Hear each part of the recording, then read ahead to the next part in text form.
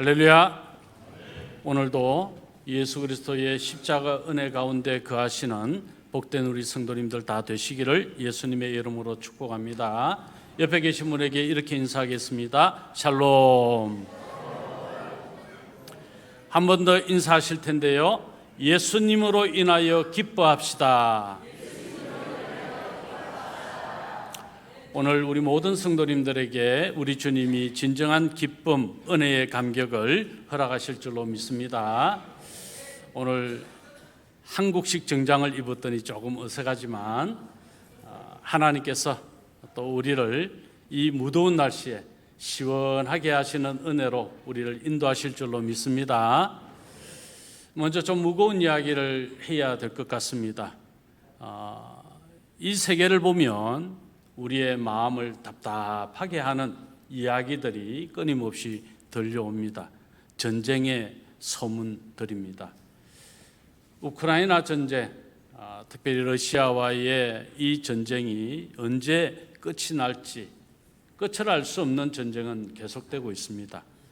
이스라엘과 하마스의 전쟁, 이란까지 확전되어질 수 있는 그런 위기의 때를 우리 모두가 살아가고 있는 것이죠. 중국과 대만의 이런 여러 가지 위기도 아직 사라지지 않은 전쟁의 위기가 우리를 무겁게 하는 것입니다. 전쟁은 왜 일어나는 것일까? 왜 전쟁은 있는 것일까? 이런 생각들을 많이 하게 됩니다. 오늘 본문을 통해서 우리는 예레미야서, 우리가 새벽 본문이 지금 예레미야서를 읽고 있는 중인데요. 지난 목요일 15일이죠. 광복절 날, 이날에 31장이 범위에 있어서 하나님 말씀을 읽고 묵상하는데 제 마음에 이 광복절 아침에 우리 민족이 전쟁에 큰 위협 가운데 일제 강점기가 있었고 하나님의 특별하게 역사하심을 통해 광복을 맞이한 이날, 이 광복절의 의미를 한번 말씀을 묵상하는 가운데 생각하게 되었습니다.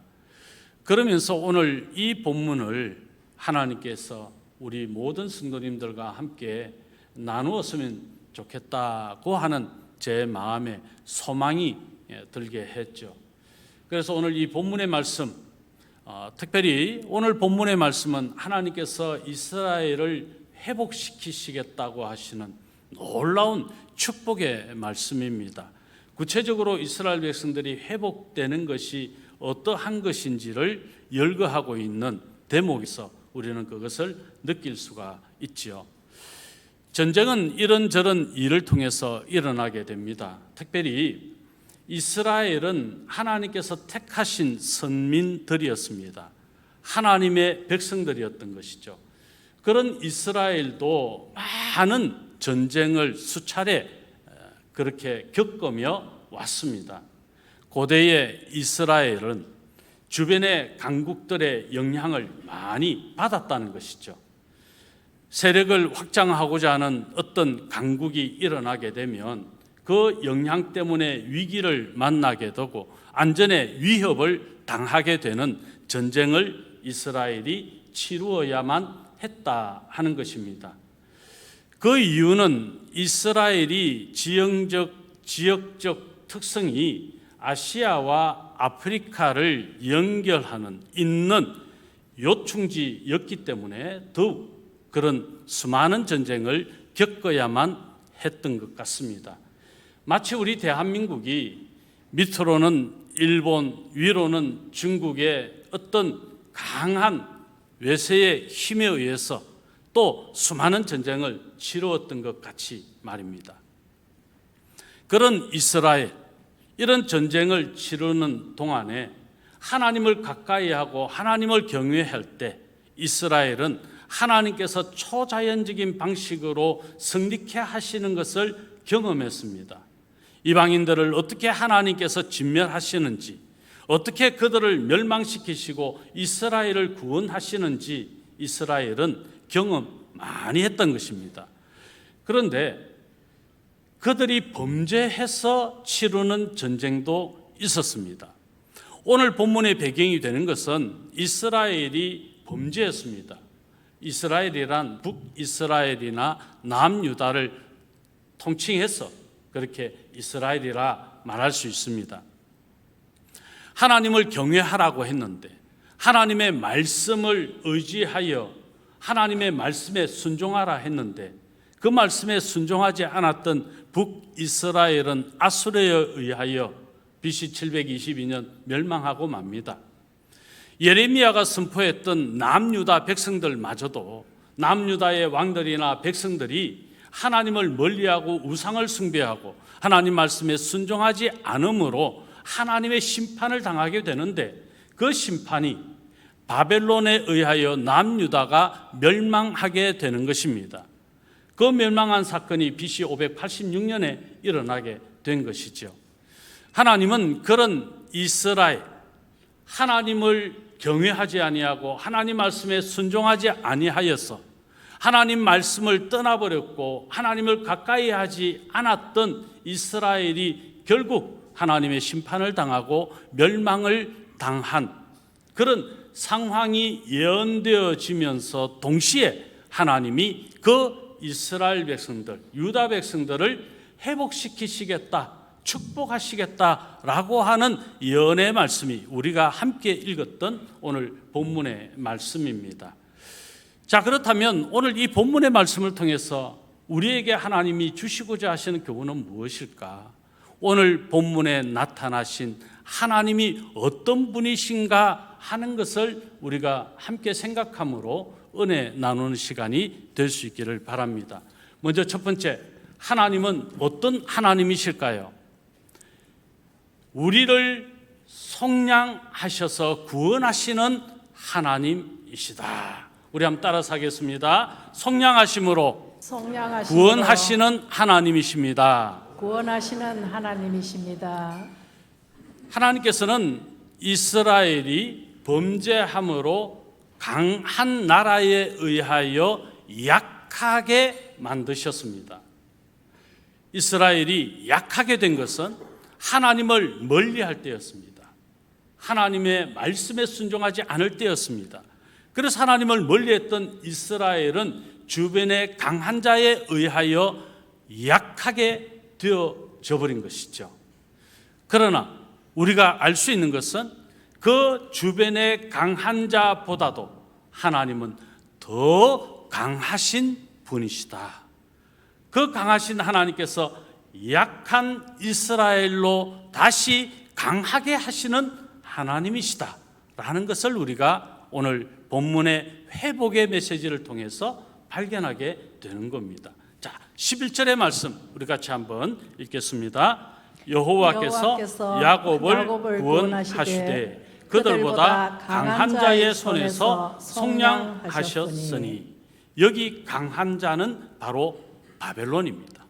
유다를 함락시키고 예루살렘을 함락시켜 유다를 멸망시킨 바벨론을 말하는 것이죠.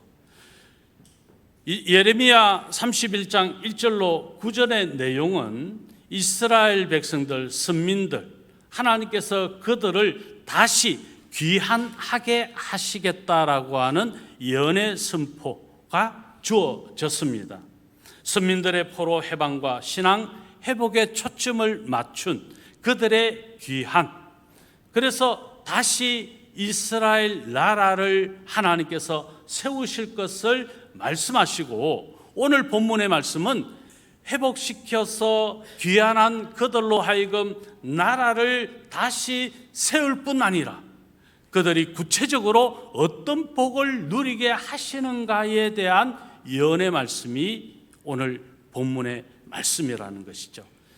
그럼 이런 하나님이 귀환하게 하시는, 다시 그들을 회복시키시는, 그리고 거기에 더 큰 축복을 더하시는 하나님, 어떻게 하나님께서 이스라엘을 그렇게 하셨는가에 대하여 오늘 11절 끝부분의 성경은 이렇게 말씀합니다.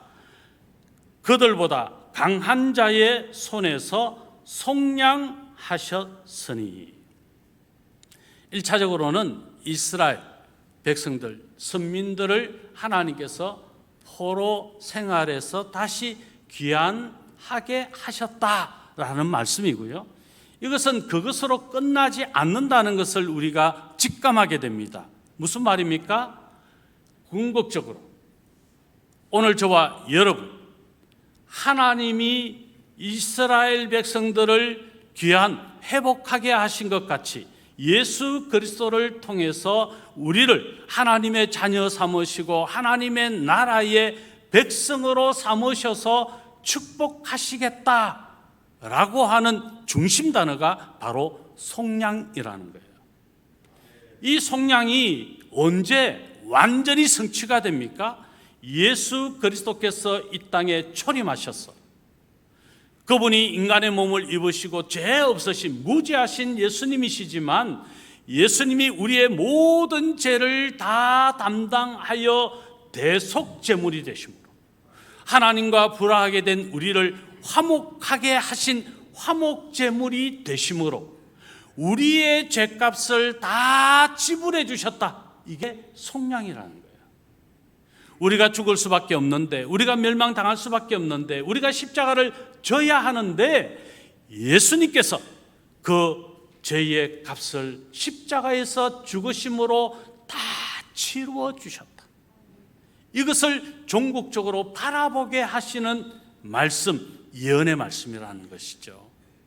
이스라엘을 다시 귀환하게 하시고 이스라엘 나라를 다시 회복하여 세우신 하나님, 예수 그리스도를 통해서 이미 시작된 하나님의 나라가 완성될 것을 예수 그리스도의 재림을 통해서 마치 우리가 소망하게 하시는 하나님의 예언의 말씀이 오늘 본문의 말씀이라는 것이죠.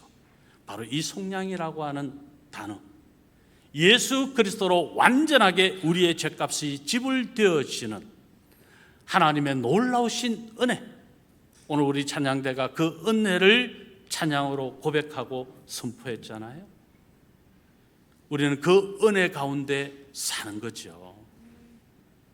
그런 의미에서 오늘 본문의 대속제물이 되신 예수 그리스도, 그분의 은혜가, 그 십자가 사건이 저와 여러분이 하나님의 자녀가 되는 길이 열렸고 영생을 소유하게 되는, 생명을 얻게 되는 이 놀라운 은혜를 누리게 되었다. 이 사실이 믿어지십니까? 이게 누려져야 되는 것이죠. 이게 진정한 포로 귀한 이스라엘 백성들의 감격하고 즐거워하고 기뻐하는 모습인 것 같이 오늘 저와 여러분이 그런 감격으로 즐거워하고 기뻐해야 된다는 겁니다. 그게 구원받은 자의 모습이고 하나님께서 회복시켜서 축복하셔서 축복을 누리는 그런 축복의 유통자의 모습이요, 축복의 통로의 모습이다라는 것을 우리가 본문을 통해서 느낄 수 있는 것이죠. 그렇습니다. 우리가 연약한 것은 죄 때문이었습니다. 이 죄를 범하도록 끊임없이 강한 악의 세력입니다. 이스라엘 유다 백성들에게는 바벨론일지 몰라도 오늘 저와 여러분에게 끊임없이 우리를 연약하게 만드는 존재가 있습니다. 바로 바벨론이 상징하는 사단의 세력, 음부의 세력, 악의 영의 세력입니다. 우리가 그 음부의 세력에 굴복하게 되면 우리는 피폐하게 될 것입니다. 연약하게 될 것입니다. 결국 우리는 일어설 수 없는 망하는 존재가 될 수도 있습니다.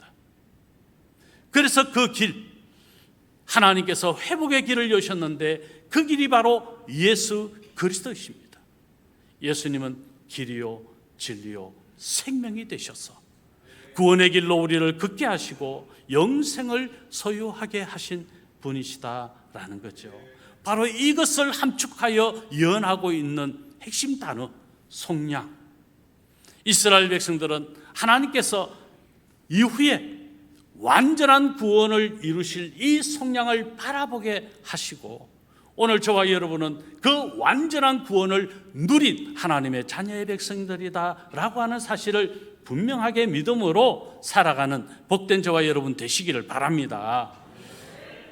제가 좋아하는 찬양이 하나 있습니다. 오늘 제목이 무엇인지 혹시 아십니까?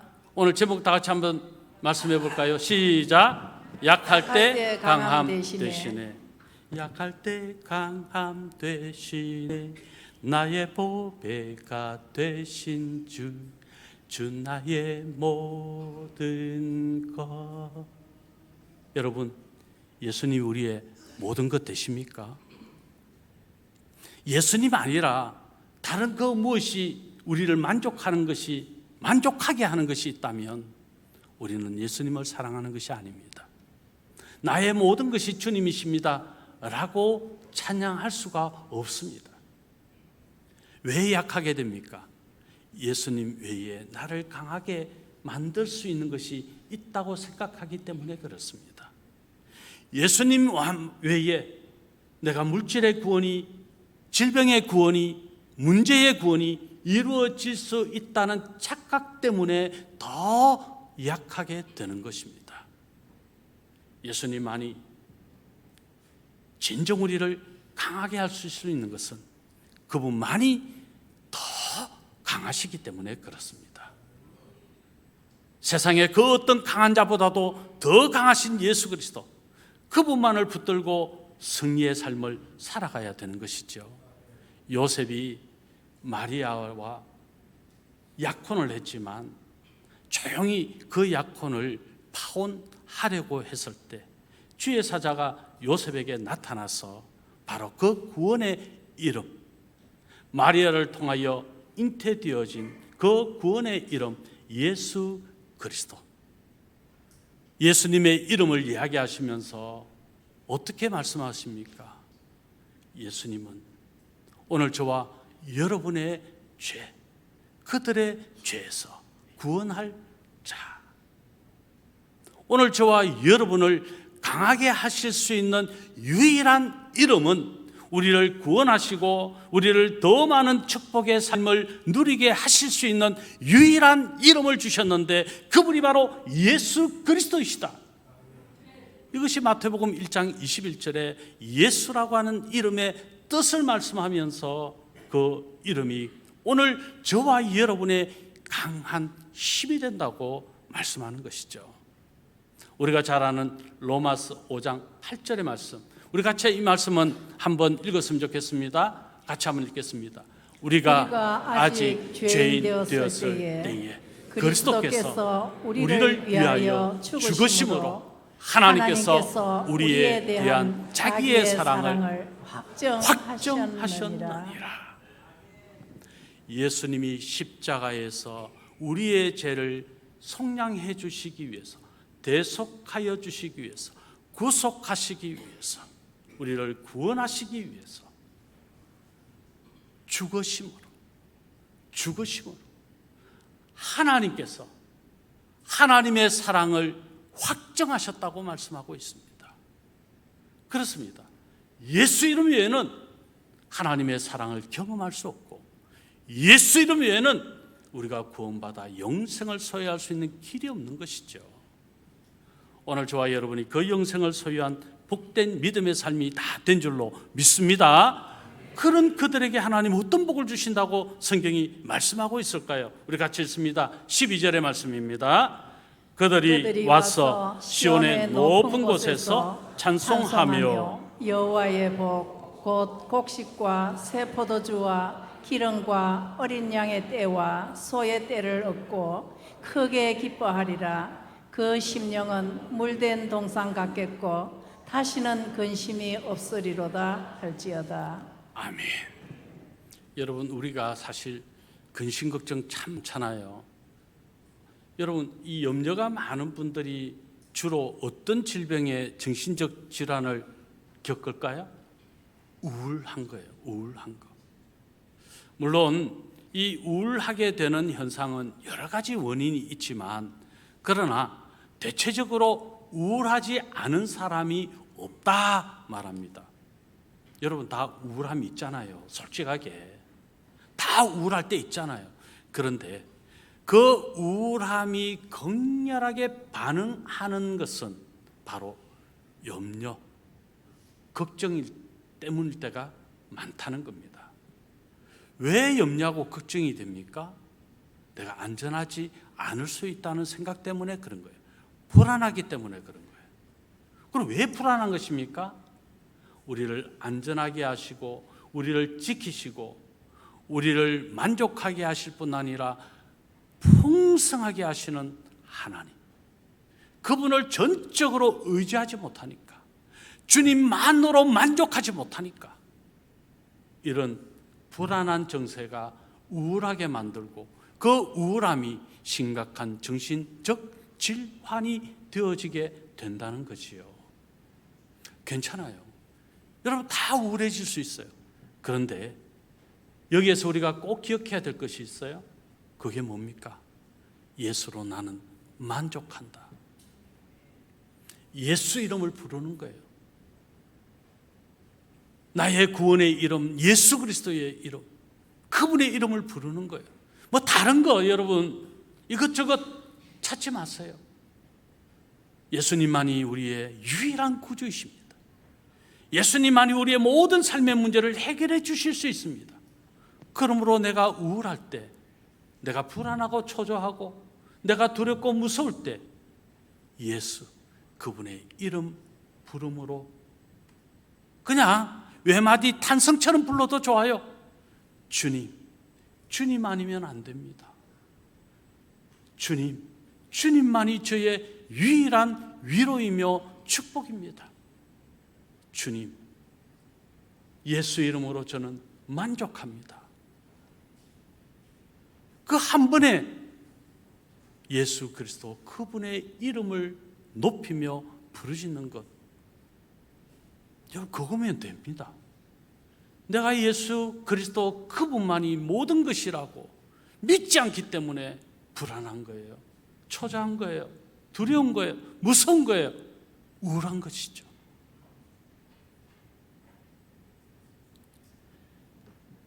주님은 우리를 그렇게 속량하셔서 구원하여 주실 뿐만 아니라 이스라엘 백성들을 다시 회복시키시고 나라를 다시 세우시는 것뿐만 아니라 어떻게 축복하신다고 말합니까? 여호와의 복이라고 말씀하시며 이렇게 말합니다. 곡식과 새 포도주와 기름과 어린 양의 떼와 소의 떼를 얻고. 여러분, 이건 경제적인 물질에 풍요롭게 하시는 복을 말하는 것이죠. 궁극적으로는요, 내가 만족하게 하시는 복을 주신다는 거예요. 그런데 여기에 만족하게 되면 어떤 현상이 일어납니까? 기쁜 거예요. 여러분, 많은 재산을 가져도 기쁘지 못한 사람은 왜 그럴까요? 만족하지 않거든요. 만족이 없으니까 기쁨이 있을 수가 없어요. 더 가져야 되거든요. 더 움켜쥐어야 되거든요. 그런 사람들은 기쁨이 없어요. 그러나 하나님의 복은요, 설령 그것이 많다고 해도, 설령 그것이 작다고 해도 만족하게 하시는 하나님의 복이 임하면 기쁘게 되어 있어요. 성경이 이렇게 말합니다. 크게 기뻐하리라. 그 심령은 물된 동산 같겠고 다시는 뭐가 없다? 근심이 없으리로다. 이게 복 아닌가요? 세상 사람들 다 물어보세요.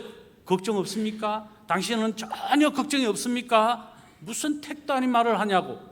걱정 없는 사람이 어디 있냐고.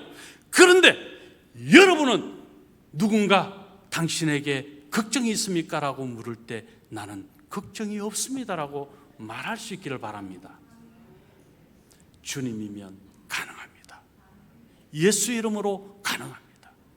이게 진짜 우리에게 믿음으로 작용한다면 우리는 진정한 기쁨, 그 마음의 깊숙한 곳에서부터 솟구쳐 올라오는 기쁨이에요. 그 기쁨을 누리게 된다는 것이죠. 옆에 분에게 우리 인사합시다. 근심 걱정하지 맙시다. 기뻐합시다. 사실 사람들마다 다 번아웃 될 때가 있어요. 예. 마음이 그냥 실족되는 것 같은 때를 만날 때가 있어요. 다시 말씀드립니다. 그때 우리가 불러야 될 이름 누구라고요? 예수 그리스도. 어떻게 불러야 된다고요? 주님의 이름으로 만족합니다. 여러분, 그거면 저는 모든 문제의 키가 된다고 생각해요. 성령님이 가장 기쁘게, 가장 강하게, 강력하게 역사하시는 그때가 예수만으로 만족할 때예요. 그런 만족함을, 그런 회복의 복을 누리시는 복된 우리 성도님들 되시기를 예수님의 이름으로 축복합니다. 그럼 오늘 본문에서 나타난 두 번째 하나님은 어떤 분이실까요? 자, 우리 한번 따라서 하겠습니다. 구원의 소식을 전파하게 하시는 하나님이십니다. 전파하게 하시는 하나님이십니다. 전쟁의 어려운 때를 지나서 그 연약함을 강하게 하신 하나님을 경험한 이스라엘 백성들, 그들이 이후에 누리게 될 하나님의 또 다른 은혜, 그것은 바로 구원의 소식을 전파하게 사는 것입니다. 오늘 본문을 잘 한번 보십시오. 본문 10절의 말씀인데 우리 같이 읽겠습니다. 이방들이여, 너희는 여호와의 말씀을 듣고 먼 섬에 전파하여 이르기를 이스라엘을 흩으신 자가 그를 모으시고 목자가 그 양떼에게 행함같이 그를 지키시리로다. 자, 이 문장을 뒷문장부터 좀 보시면 이해가 더 빠를 것 같아요. 이스라엘을 흩으신 자가 죄로 말미암아 범죄하여 바벨론에 의하여 멸망을 당하고 흩어졌던 이스라엘 백성들을 하나님이 어떻게 하셨다고요? 거기에 진실되고 하나님을 경외하는 자들을 남겨두어서 남겨진 그들을 다시 모아서 그들로 하여금 하나님께서 축복하시는 큰 행사를 행하신 하나님, 그 하나님을 누가 봅니까? 이방 사람들이 본다는 거예요. 이방 사람들이 보는 것으로 끝나는 것이 아니라 그들이 놀라서 그 소식을 또 다른 이방 사람들에게 전하게 하시는 하나님이시라는 거예요. 자, 여기서 한 가지.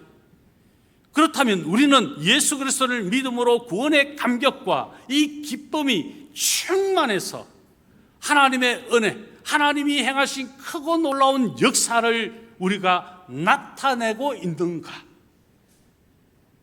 우리만 보면 야, 하나님이 정말 대단하신 분이시다, 하나님은 굉장하신 분이시다, 하나님은 놀라우신 분이시다, 하나님은 크고 큰 행사를 행하시는 분이시다 라고 주변의 이웃들이 우리를 보면서 발견하게 되느냐 하는 거예요. 예수 믿어도 별거 없네. 사는 거 똑같고 하는 행동 똑같고 말하는 거 똑같고 뭐 저나 나나 별반 다를 게 하나도 없네 라고 비춰진다면 그건 심히 하나님의 뜻에 거스르는 모습이 아닐까요? 이방인들이 이스라엘이 회복되는 것을 보고 놀라서 그 이방인들이 이렇게 말씀합니다. 이방인들이여, 너희는 여호와의 말씀을 듣고 먼 섬에 전파하여 이르기를. 먼 곳까지 그들이 소문을 내어서 하나님의 구원의 소식을 나타내게 된다는 거죠. 이 일을 위해 우리가 하나님의 구원을 입은 자라고 하는 사실, 이게 우리의 삶을 통해서 살아내어져야 되고 증명되어야 된다. 제가 말씀 중에 이 부분을 얼마나 많이 강조합니까? 이 예레미야 31장에서 이 말씀이 제 가슴을 확 쳤던 거예요. 아, 우리가 이 지역을 축복하는 전도 축제를 할 것인데, 그렇다면 우리가 축복합니다, 축복합니다, 얼굴의 표정은 축복도 없고 말투도 축복도 없고 순종하는 모습은 있는데 정작 그 사람에게서 하나님의 축복을 누리는 것이 보여지지 않는다면 그게 무슨 축복하는 것입니까? 어떻게 이웃에게 복을 유통하게 되겠습니까? 아니죠. 내가 하나님이 행하신 크고 놀라운 행사, 그 주역이라고 하는 것이 주변에서 보여지면 내가 한마디 말, 교회 한번 갈까요? 예수 그리스도를 믿으세요. 내가 사랑하는 예수님, 당신도 그 예수님을 알기 원합니다. 그 주님을 소개하는 시간이 있습니다. 그날을 소개하면서 초청하면 그가 반응하지 않겠습니까? 나 니 나가라. 만약 그런 반응을 보인다면 우리의 삶을 반드시 점검하셔야 합니다. 나는 과연 그리스도인인가? 나는 과연 하나님의 구원을 나눌 자로, 축복을 유통할 자로 살고 있는가? 생각해야 되는 것이죠. 그렇습니다. 이번 블레싱 전도 축제, 막 그냥 복잡하게 생각하지 마십시오. 축복 전도 축제. 내가 축복이 돼야 누군가를 축복받게 할 수 있습니다. 이게 블레싱 전도 축제입니다. 10월 13일 있는 이 블레싱 전도 축제, 축복 전도 축제는 내가 축복된 자로 살고 누군가에게 이 축복을 누리는 것을 나타낼 수밖에 없는 존재가 되어서 그 누군가가 나를 통하여 예수 그리스도에 궁금하게 되는, 그 복음에 궁금하게 되는 이런 일들이 일어나게 될 때 우리의 이웃들마저도 하나님께서 물된 동상 같은 복을 누리는 오늘 저와 여러분처럼 우리의 이웃들이 물된 동상 같은 복을 누리게 될 줄로 믿습니다. 바로 이것이 우리가 이루고자 하는 축복 전도입니다. 자, 오늘 본문 13절에 그러면 그들이 누리는 은혜가 도대체 어떤 것인가 좀 더 우리가 한번 살펴볼 텐데요. 13절의 말씀 같이 한번 읽어봅니다. 그때에 처녀는 춤추며 즐거워하겠고 청년과 노인은 함께 즐거워하리니 내가 그들의 슬픔을 돌려서 즐겁게 하며 그들을 위로하여 그들의 근심으로부터 기쁨을 얻게 할 것임이니라.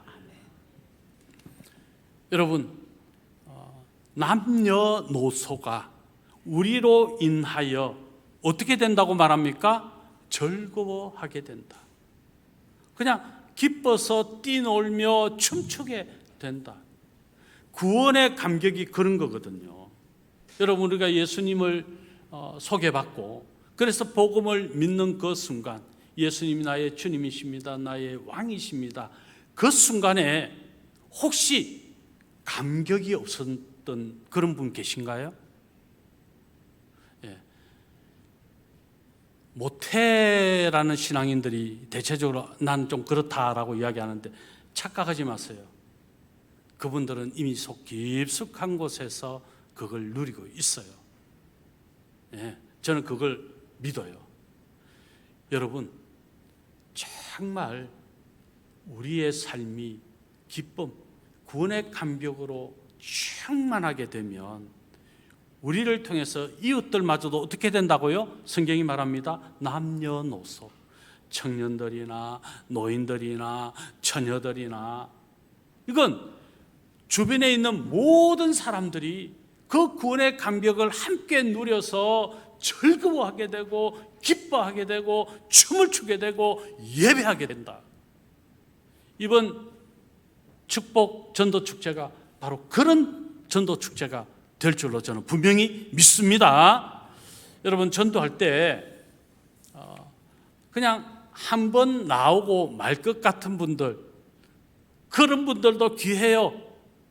그런 분들이 예수 그리스도의 십자가의 복음을 믿고 어느 교회 가든지 예수 믿고 그래서 열심히 그들 또한 축복의 통로로 살아야 되거든요. 그런데 조금 더 저는 욕심을 가져봅니다. 이왕이면 여러분들이 초청해서 우리 교회 오신 분들이 우리 교회에 정착해서 우리 교회의 축복의 통로들로 그렇게 쓰임받으면 더 좋겠다. 제가 욕심이 좀 많죠. 그래서 이번에 전도할 때는 정말 한 분을 두고 작정해서 기도하고 축복하고 또 한 분을 두고 작정해서 기도하고, 그래서 우리 교회에 그분이 오셔서 복음을 듣고 예수님을 믿고 구원의 감격으로 우리 교회 안에서 축복의 통로로 살게 한다. 이런 어떤 감격, 그런 목적을 이번에 좀 이루자는 거예요. 여러분 다 그렇게 하실 줄로 믿습니다. 예, 대답이 한 두 분밖에 안 하시네. 예. 마지막으로 오늘 본문에 나타나신 하나님은 어떤 분이실까요? 세 번째, 흡족하게 하시며 만족하게 하시는 하나님이십니다. 자, 오늘 본문 14절의 말씀인데요, 같이 한번 읽어보겠습니다. 내가 기름으로 제사장들의 마음을 흡족하게 하며 내 복으로 내 백성을 만족하게 하리라. 여호와의 말씀이니라. 예, 여러분, 흡족하게 하시고 만족하게 하시는 하나님, 우리가 구원의 감격으로 살고 축복의 통로로 살면, 그래서 우리의 삶이 복음을 전하는 삶이 되면 우리가 이웃들에게 자연스럽게 우리를 통해서 예수 그리스도를 만나고 싶은 마음이 생기고, 그래서 예수 그리스도의 십자가의 복음을 듣는 순간 예수 그리스도를 믿고 하나님의 자녀가 되는 이 놀라운 일이 일어나면, 저는 개인에게도 흡족하게 하시고 만족하게 하시는 복을 주실 뿐 아니라, 하나님은 우리 광안중앙교회라고 하는 구원의 방주를 통해서도 흡족하게 하시고 만족하게 하시는 복을 반드시 주실 줄로 믿습니다. 우리 교회가 참 애매해요.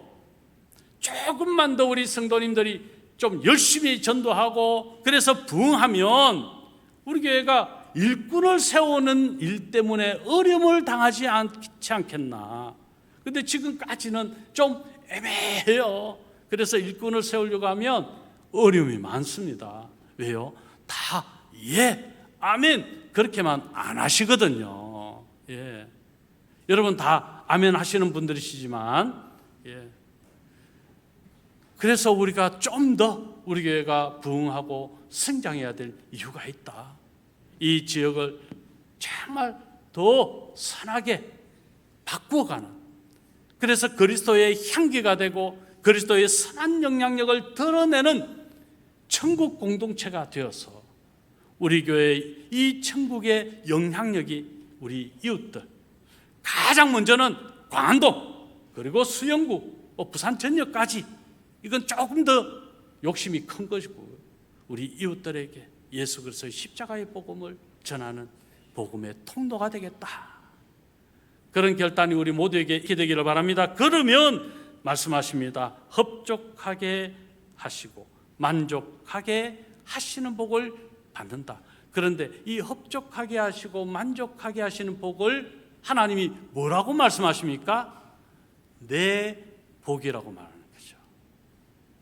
우리가 진정한 흡족하게 되는, 또 만족하게 되는 일은 누가 주셔야 가능하다는 것입니까? 하나님이십니다. 직장생활하는 여러분이, 사장님이 성과금 내가 많이 줄게, 너 성과금 1000% 준다. 그래, 성과금을 1000% 받았다 칩시다. 그 기쁨이 얼마나 가겠습니까? 한 달 지나면 또 안 주나, 만족이 없어요. 그런데 여러분 아십니까? 하나님이 주시는 것은 흡족하게 주시고 하나님이 주시는 것은 만족할 수밖에 주십니다. 믿으십니까? 아멘 안 하신 분은, 예. 그래서 다윗이 말이죠, 이 만족함 상태를 이렇게 노래합니다. 우리 같이 말씀 있습니다. 시편 63편 5절의 말씀입니다. 같이 한번 읽어봅니다. 골수와 기름진 것을 먹음과 같이 나의 영혼이 만족할 것이라.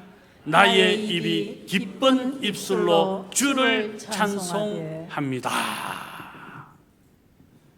얼마나 흡족하고 얼마나 만족하면 그 입술이 그 기쁨을 노래하는데 찬송으로 하나님 앞에 계속하여 이 기쁨이 노래될 수밖에 없다고 다윗이 말하는 것이죠.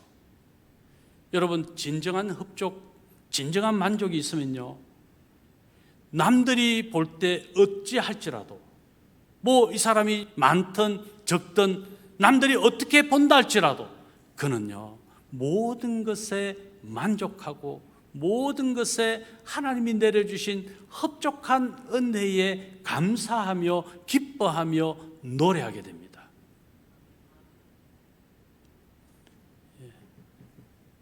뭐 이상하게 안 믿는 표정을 지으시면 이상하잖아요. 또 그걸 누려야 돼요. 우리가. 이게 누려지면요, 여러분 표정이 달라질 수밖에 없죠. 우리의 삶의 태도가 달라질 수밖에 없죠.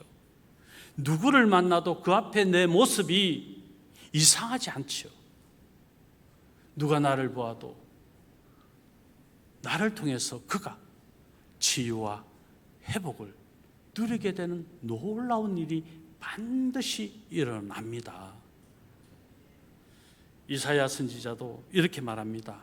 25장 6절의 말씀 같이 또 한번 읽겠습니다. 만군의 여호와께서 이 산에서 만민을 위하여 기름진 것과 오래 저장하였던 포도주로 연회를 베푸시리니 곧 골수가 가득한 기름진 것과 오래 저장하였던 맑은 포도주로 하실 것이며, 가장 귀한 것으로 하나님이 나를 채우셔서 흡족하게 하시고 만족하게 하셔서 내가 그 기쁨으로 하나님을 노래할 수밖에 없습니다라고 하는 이사야의 고백을 우리가 느낄 수 있는 것이죠. 말씀을 맺으면서 여러분, 오늘 본문에서 저는 이 말씀만은 여러분이 꼭 가슴속 깊이 새겼으면 좋겠다라고 여겨지는 한 문장의 말씀을 제가 읽어드릴게요. 내 복으로 내 백성을 만족하게 하리라. 하나님이 주시는 그 복으로 여러분이 흡족하고 만족하게 되는 이 복을 다 누리게 되시기를 예수님의 이름으로 축원합니다. 우리의 삶이 어렵고 힘들 때가 있죠. 공허할 때가 있죠. 그러나 세상의 것으로 채우려고 하지 마십시오. 오직 주 예수 그리스도 그분의 이름으로 채우십시오. 그분으로 만족하시고 그분이 주시는 기쁨과 감격으로 노래하시는, 그래서 내가 복음이 되는, 내 삶이 복음을 전하는 통로가 되는, 나를 통해 주변의 이웃들이 함께 그 복을 누리게 되는 이 일이 우리 광안장교회 모든 성도님들을 통해 일어나게 되시기를 우리 주 예수 그리스도의 이름으로 축원합니다. 사랑해.